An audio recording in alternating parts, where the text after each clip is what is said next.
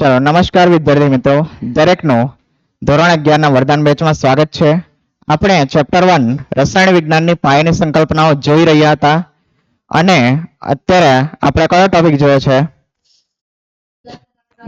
Molar દળવાળો mall સંકલ્પનાઓ જોઈ છે, બરાબર। આપણે દાખલાઓ જોઈ રહ્યા હતા, તેની અંદર મેં એક દાખલો છોડ્યો હતો આજ માટે, તે દાખલો આપણે જોઈએ। થોડોક આપણે ઉતાવળ કરીને જોઈશું।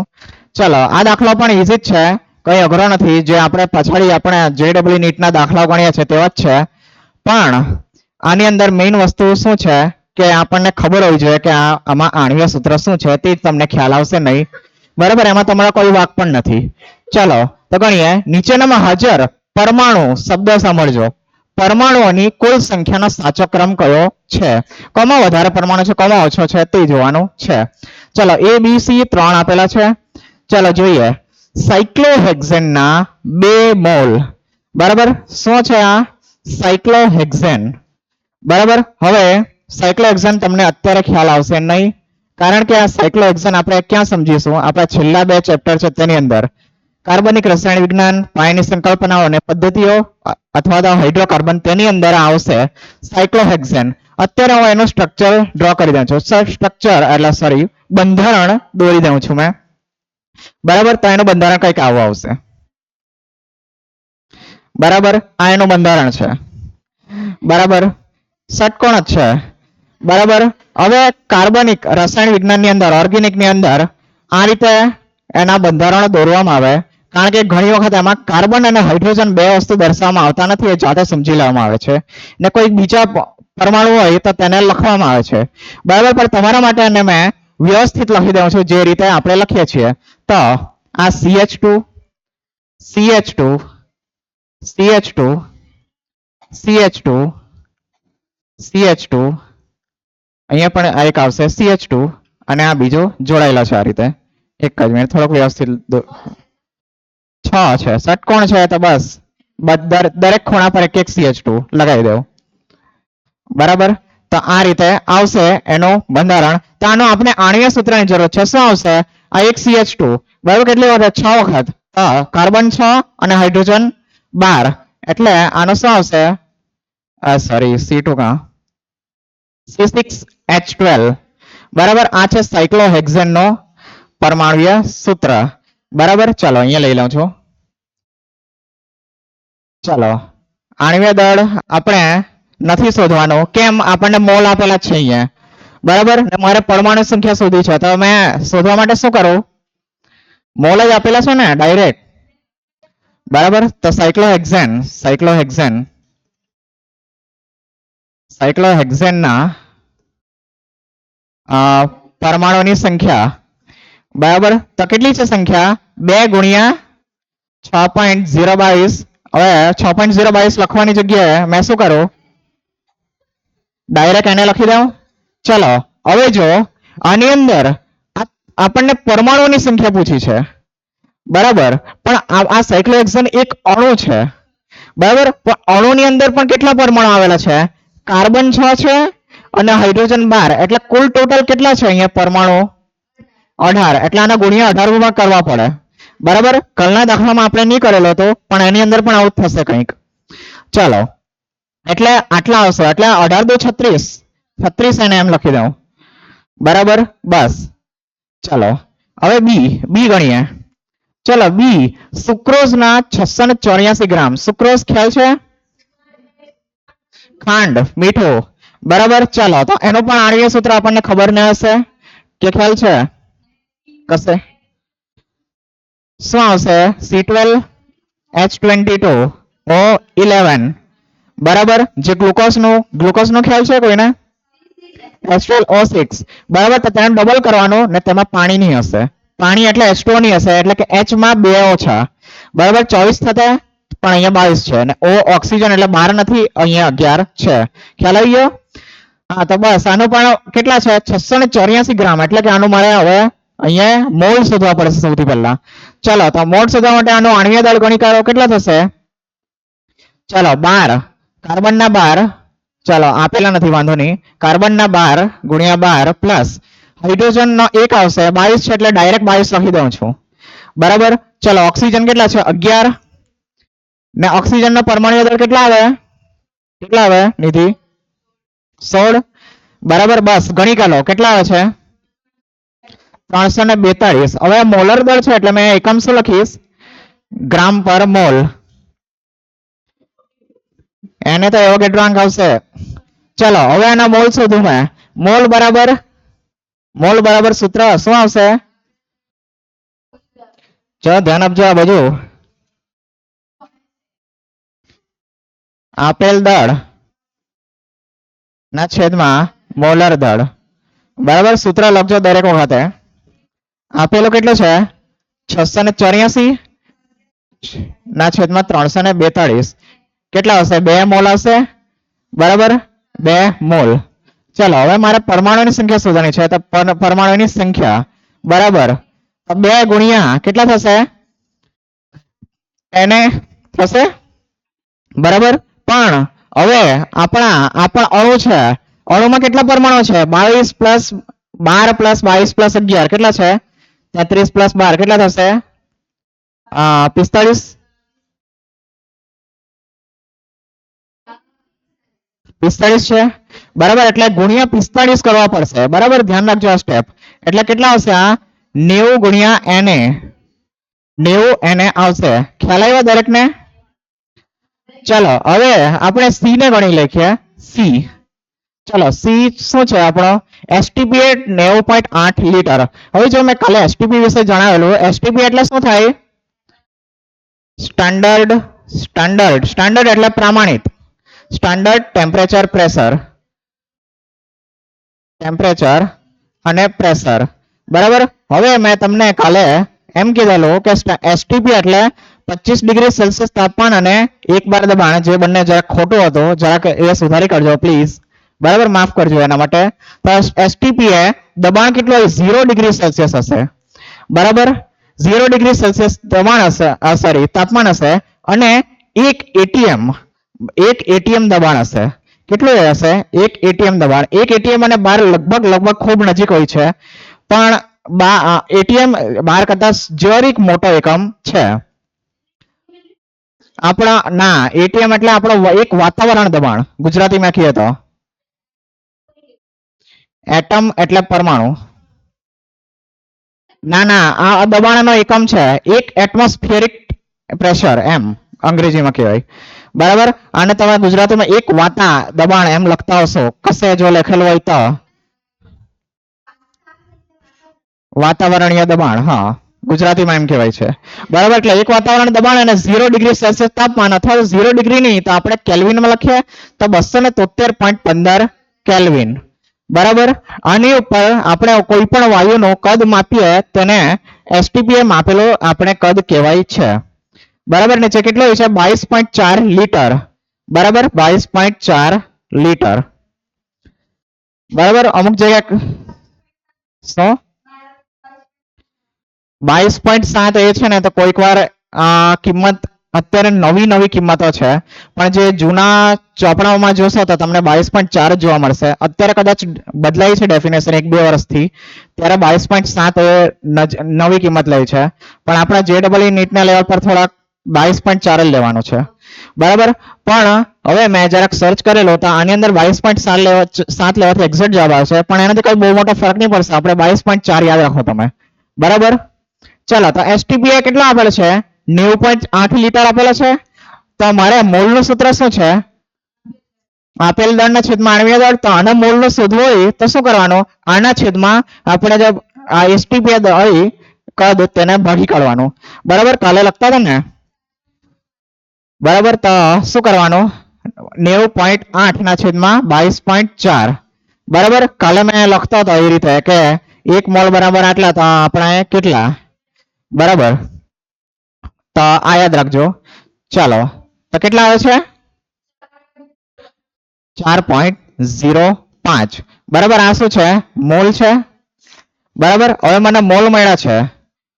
ચાલો મોલ મળ્યા છે તો એ મોલ થી મેં પરમાણુની સંખ્યા શોધી કાઢું તો પરમાણુની સંખ્યા કેટલી આવશે અને 6.022 વડે ગુણી કાઢો એટલે કેટલા થાય ગુણ્યા Na શું થયું એક્ઝેક્ટ 4 આવે છે ને, બરાબર. પણ કઈ નહીં, વાંધો નહીં, આપણે અહીંયા બહુ કઈ ખાસ ફરક નથી પડવાનો, કારણ કે આપણને કિંમત નથી માંગી ચોક્કસ.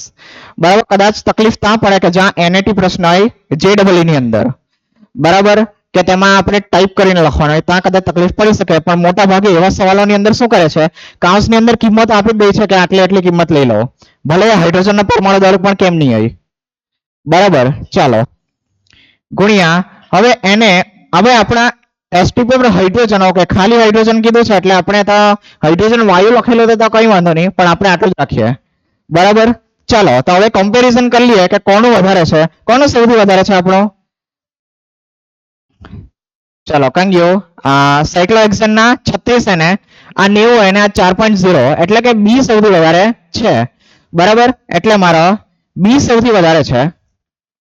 પછી બીજા નંબર પર કોણ આવે છે, એ છે, અને છેલ્લે કયો છે આપણો સી છે. બરાબર, એટલે આમાં પણ ડી જવાબ આવશે. શું થયું, 90. આ 90.8 લીટર છે, આપણો જવાબ કેટલો 4.05 એને આવ્યો છે. બરાબર, જો ને, બરાબર, એટલે આ 4, આ 90 ને આ 36. બરાબર, એટલે બી એ સી, એટલે આમાં પણ ડી જવાબ આવશે. બરાબર, એકવાર જોઈ લઈએ, ડી જવાબ આવે છે. ખ્યાલ આવ્યો? બરાબર છે, ઇઝી પ્રશ્નો આ ટોપિક માંથી આવે તો પછી આ JEE નીટ ની અંદર સરળતાથી માર્ક આવી શકે તેવું છે. પ્રશ્ન આવે તો ક્લિયર છે. આગળ વધીએ આપણે. ચાલો હવે બંધારણીય ટકાવારી, સંગઠનીય ટકાવારી નો આપણે ટોપિક જરાક જોઈ લઈએ. બહુ ખાસ નથી, લાંબી થિયરી, બસ 2 પાના જ છે. બરાબર, જોઈ લઈએ. તો બંધારણીય ટકાવારી શું છે, તો આપણે પરમાણુઓની ગણતરી કરી કે એક મોલની અંદર કેટલા પરમાણુઓ છે.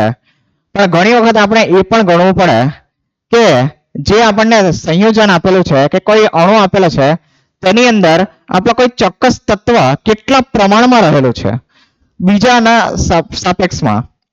બરાબર, ઉદાહરણ લઈએ તો આપણે એક H2O છે આપણો H2O, ને બીજો લઈએ H2O2. તો તમે જ જાતે વિચારો તો અહીંયા 2 હાઇડ્રોજનની સરખામણીમાં H2O માં 1 ઓક્સિજન છે, જ્યારે H2O2 હાઇડ્રોજન પેરોક્સાઇડમાં 2 હાઇડ્રોજનની સરખામણીએ 2 ઓક્સિજન છે. બરાબર, ભલે એમાં પરમાણુઓ સરખા છે, પેલામાં પણ હાઇડ્રોજન અને પેલામાં પણ ઓક્સિજન, પણ એમાં સંગઠન બદલાઈ જાય છે. તો તેનો જ અભ્યાસ આપણે કરવાનો છે. ચાલો તો બસ અહીંયા અમે જે પણ બોલી ગયા તે આ ફકરાની અંદર આવું લખેલું છે.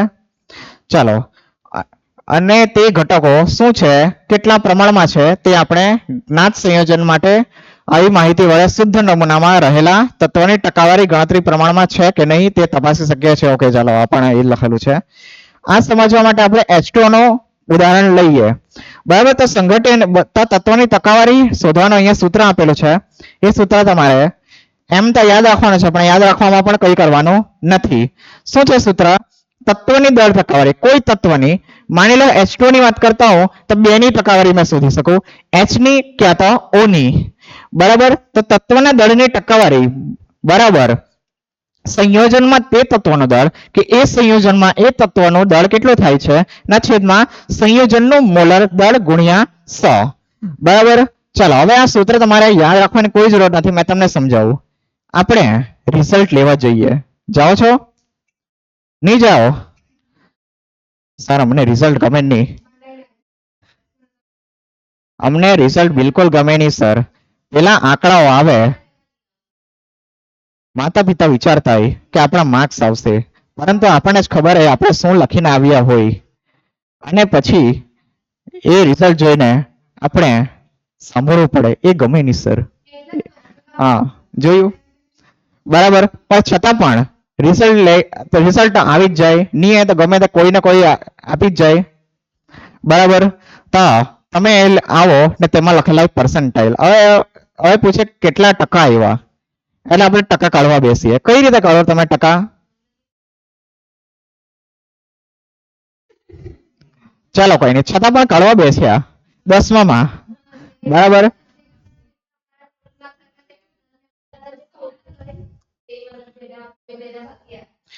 એટલે તમે ઉપર શું લેવો, કોના ભાગ્યા શું કરો તમે ટકા કળવે તે હમ. આપણા જેટલા ભાગ આપણા માર્ક્સ આવી હોય તેના છેદમાં કુલ માર્ક્સ, બરાબર. તો એ સૂત્ર લેવો, એ તમે સૂત્ર માર્યું ને ગુણ્યા 100 કરો તો બસ આ પણ એ જ છે, બરાબર. કે આપણા સંયોજનના ટકા કાઢવાના છે, તો જે તત્વનો ટકા કાઢવાના છે સંયોજનની અંદર, તો તે તત્વ કેટલા પ્રમાણમાં છે તે ઉપર લેવાનું ને છેદમાં કુલ લેવાનો. કુલ એટલે શું, અહીંયા આપણો કુલ જે મોલર દળ છે તે મોલર દળ એટલે શું, બધા તત્વના કુલ દળ, બરાબર. એ મોલર દળ થયું અને ગુણ્યા 100 તો આપણે હોય જ છે ને, ટકા એટલે ગુણ્યા 100, બરાબર. આ સૂત્રમાં કઈ ગોખવા જેવું છે પછી, બરાબર. એમાં કઈ નવું કરવાનું છે અલીસા, બરાબર. પાછળ ટકા કાઢે છે ને. ચાલો નેક્સ્ટ. હા, ઉદાહરણ દ્વારા સમજીએ ફરીથી. પાણીનો મોલર દળ કેટલું છે, 18.02. સરળતા ખાતર આપણે 18 લઈ લઈશું, બરાબર. 0 ગયા તેલ લેવા. ચલો, પાણીનો મોલર દળ કાઢવો છે તો પાણીમાં મેં કોના ટકા શોધી શકું, હાઇડ્રોજન અને ઓક્સિજનના. ચલો, હાઇડ્રોજનના ટકા કાઢવા માટે સૌથી પહેલા મારે H2O છે, બરાબર. H2O નો કુલ મોલર દળ ખબર છે મારે 18. ચલો, હવે આ સંયોજનમાં હાઇડ્રોજનનો દળ કેટલું છે, 2, એટલે 2 ઉપર 2 ને છેદમાં કુલ મોલર દળ કેટલું છે આપણો 18 ગુણ્યા 100 કેટલા આવશે, 11.11%, બરાબર. ચલાવી ગયો. ચલો, ઓક્સિજન નું મને કેવો શું લખીશ મેં,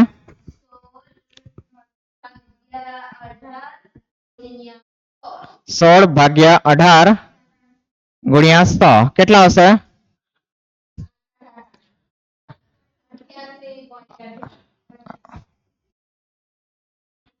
ચલો 88.88, બરાબર ટકા.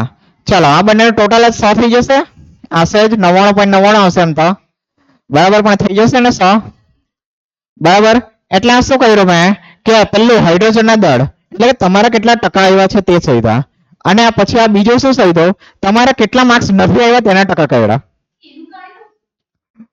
એનો પણ કાઢી શકાય ને, કાઢવું હોય તો કોઈનું કઈક ખતરનાક મગજ ચાલતું હોય, બરાબર. કોઈના કદાચ 42% આવ્યા હોય, એને કદાચ કાઢવાની ઈચ્છા હોય કે મારા કેટલા ટકા નથી આવ્યા, તો 58% એ પછી પિતાને ચડાવશે, મારા 58% નથી આવ્યા, 58% નથી આવ્યા એટલે શું, એના પિતાને થોડુંક મગજ ચલાવવું પડશે એમ, ને એનામાં પછી એને થોડોક 2 શબ્દો ઓછા સંભળવા પડશે, બસ. ચલો, ખ્યાલ આવી ગયો ટકા કઈ રીતે કાઢવાના છો. ચલો આ બધી મસ્તી હે ભાઈ, તમારા ટકા આવે છે મને ખ્યાલ છે, તમે શું શોધશો, તમારે જેટલા માર્ક્સ આવ્યા તે શોધશો, બરાબર. ચલો નેક્સ્ટ, આપણે એક ઉદાહરણ વધુ લઈએ. હા, ચલો લઈએ. કયું, ઇથેનોલ માં કાર્બન. ઓહો, ઇથેનોલ ખ્યાલ છે, ઇથેનોલ કા CH4 મિથેન ને ઇથેનોલ નો આણ્વિય સૂત્ર છે C2H5OH, બરાબર. C2H5OH આને ઇથાઇલ આલ્કોહોલ પણ કહેવામાં આવે છે, બરાબર. બરાબર, પણ નહીં હા, લેબમાં જે પ્યોર મળે તેને લઈને એમ નહીં કરાય હા. ચાલો કઈ નહીં, આના વિશે પણ આપણે ભણવાના છે. મેં કીધું આલ્કોહોલ અલગ અલગ હોય, જે તમે આલ્કોહોલ ની વાત કરો છો તે આ જ હોય છે, બરાબર. શુદ્ધ લેબમાં મળે તે ન પીવાય. અરે એક વાત કહું તમને, લેબમાં જે શુદ્ધ સોડિયમ ક્લોરાઇડ એટલે કે મીઠું મળે તે પણ તમારાથી નહીં ખવાય, કારણ કે શુદ્ધ સોડિયમ ક્લોરાઇડ હોય છે. જે આપણા ઘરમાં સોડિયમ ક્લોરાઇડ એટલે કે મીઠું હોય છે તે આયોડિન હોય છે અને તેમાં બીજું પણ નાખેલું હોય છે, તે પીળા કલરનું હોય, બરાબર. જોવો તો થોડો ઘણો પીળાશ કલર એમાં દેખાતો હોય, દેખાય છે, જોયું છે, બરાબર. ટાટા વાળા કે પછી પેલી એડવર્ટાઇઝ કરતા હોય છે આયોડાઇઝ્ડ નમક ખાઈએ થાય છે ને? ચલો ચલો ધ્યાન આપો. આયોડાઇઝ નમક ખાય છે, બરાબર, એવું આવે. હા, બરાબર, એટલે એમાં આયોડિન ની અશુદ્ધિ ઉમેરેલી હોય છે એટલે આપણે ખાઈ શકીએ છીએ, બરાબર. જ્યારે લેબમાં જે મળે શુદ્ધ વ્હાઈટ હોય એકદમ પ્યોર, તે ઉપયોગમાં નહીં કરાય.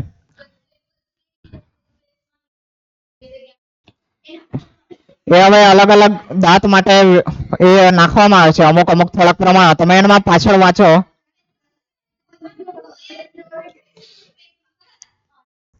ભાઈ જો ચલો તમારી વાતો કરવી તો પછી આપણે આગળ વધીએ ભાઈ, બરાબર. આપણે સમય ઓછો છે, ચલો આ ગણી કાઢીએ ફટાફટ. આજે દાખલો પણ ન થશે. ચલો હવે જો ઇથેનોલ નું મોલર દળ ગણી કાઢ્યું છે અહીંયા, બરાબર. કાર્બન ના 12, હાઇડ્રોજન ના 1 અને ઓક્સિજન નો 16, અને આ H અલગથી લખવામાં આવે છે, હું કહી દઉં છું અલગથી લખવામાં આવે છે, બરાબર. અને તેનો 1, બરાબર. પણ આ મોલર દળમાં સાથે લઈ લીધું છે. હવે અહીંયા 46.068 છે, આપણે સરળતા ખાતર આને 46 લઈ લઈએ, બરાબર. આપણે બધા એ બધા અંદર નથી એવું. ચલો કાર્બન, હાઇડ્રોજન અને ઓક્સિજન 3 છે, 3 ત્રણ અલગથી ગણી શકીએ. ચલો કઈ રીતે ગણાશે? કાર્બન નું ગણાવો મને. કાર્બન 2 છે એટલે કેટલા? કાર્બન કા 44?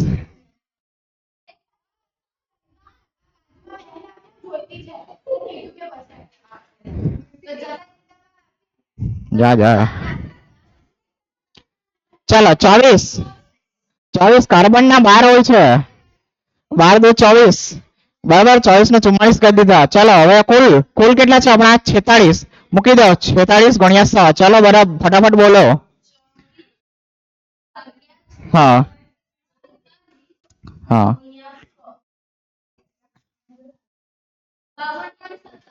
52.17, બરાબર. 52.17%, બરાબર.